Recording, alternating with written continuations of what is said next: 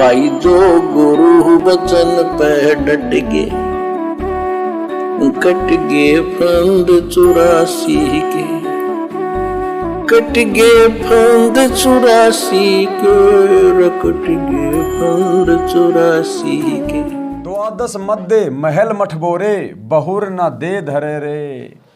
यानी जब हम इस काल लोक में सतगुरु की भक्ति करके, सतगुरु के वचन में उनकी मर्यादा में रहकर भक्ति को पूरा करके और इस काल के 21 ब्रह्मांडों से बाहर निकल जाएंगे सतगुरु के साथ, और 12वें द्वार को पार करके, जिस 12वें द्वार के बारे में सतगुरु रामपाल जी के अलावा धरती पर किसी को नहीं पता था, ना पता है।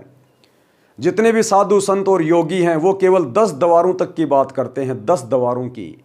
12वें द्वार का, 11वें द्वार का यहाँ किसी को पता नहीं। तो सतगुरु की सच्ची भक्ति करके हम इन 10 द्वारों को पार करके, यानी काल के 21 ब्रह्मांडों को पार करके, और फिर अक्षर पुरुष के 12वें द्वार को पार करके फिर हम शतलोक चले जाएंगे सतगुरु के साथ। उस अमर लोक में चले जाएंगे जो यहां से लाखों करोड़ों गुना ज्यादा सुखमय है। द्वादश मध्य महल मठ बोरे, बहुर न दे धरे रे। सरलार्थ श्रीमद् भगवत गीता अध्याय 15 श्लोक 4 में कहा है कि तत्व ज्ञान की प्राप्ति के पश्चात, कौन से ज्ञान की प्राप्ति के पश्चात? तत्व ज्ञान की। तत्व ज्ञान सतगुरु के पास है, धरती पर और किसी के पास नहीं है। परमेश्वर के उस परम पद की खोज करनी चाहिए, यानी उस सतलोक की खोज करनी चाहिए, उस सुख स्थल की खोज करनी चाहिए जहां जाने के पश्चात भगत लौटकर संसार में कभी नहीं आते। यानी सतगुरु की भक्ति करके सतगुरु के साथ जब हम उस सतलोक में चले जाएंगे तो फिर भगत वापस लौटकर इस काल के, इस शैतान के लोक में दोबारा नहीं आता, गधा कुत्ता सूअर बनने के लिए या तरह तरह के कष्ट भोगने के लिए, जन्म और मरण के लिए। फिर ये जीव कभी वापस यहाँ नहीं आता, ये सदा सतगुरु के लोक में जाकर अमर हो जाता है। वहाँ फिर हमारी मृत्यु नहीं होती, केवल एक बार जन्म होता है और हम युवा होते हैं, उसके बाद हम कभी बूढ़े नहीं होते, हम कभी मरते नहीं। वहाँ हमने कोई काम धंधा नहीं करना है, वहाँ कोई लड़ाई झगड़ा राग द्वेष ईर्ष्या नहीं है, चोरी जारी छल कपट नहीं है, और अखंड सुख है, अखंड सुख।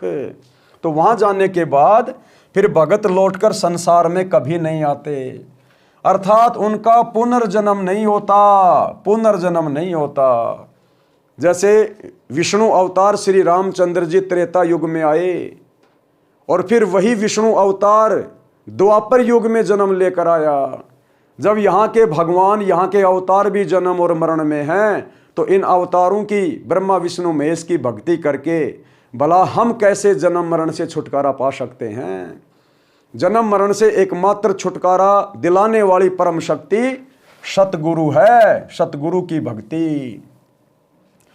अर्थात उनका पुनर्जन्म नहीं होता, वे फिर देह धारण नहीं करते। सूक्ष्म वेद की ये वाणी यही स्पष्ट कर रही है कि वह परम धाम द्वादश अर्थात 12वें द्वार को पार करके उस परम धाम में जाया जाता है। आज तक सभी ऋषि महर्षि संत मंडलेश्वर केवल 10 द्वार बताया करते, परंतु परमेश्वर कबीर जी ने अपने स्थान को प्राप्त कराने का सतमार्ग, सत्य स्थान स्वयं ही बताया है। यानी वो कबीर परमात्मा सत्य पुरुष खुद ही सतगुरु बन के आता है और अपने निज स्थान सतलोक की जानकारी स्वयं ही बताता है।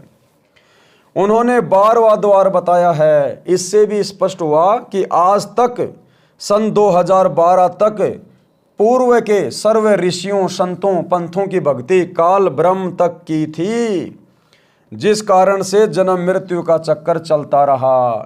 क्योंकि ये पुस्तक सतगुरु ने सन 2012 में लिख दी थी।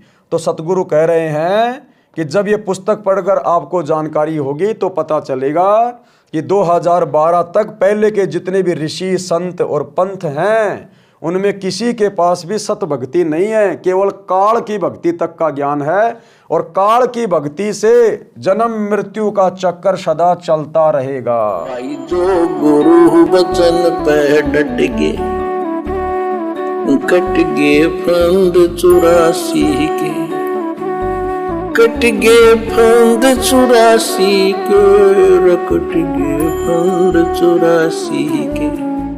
भाई जो गुरु वचन पे डट गे, कट गए फंद 84 के, कट गए फंद 84 के, कट गए फंद 84 के। भाई जो गुरु वचन पे डट गए,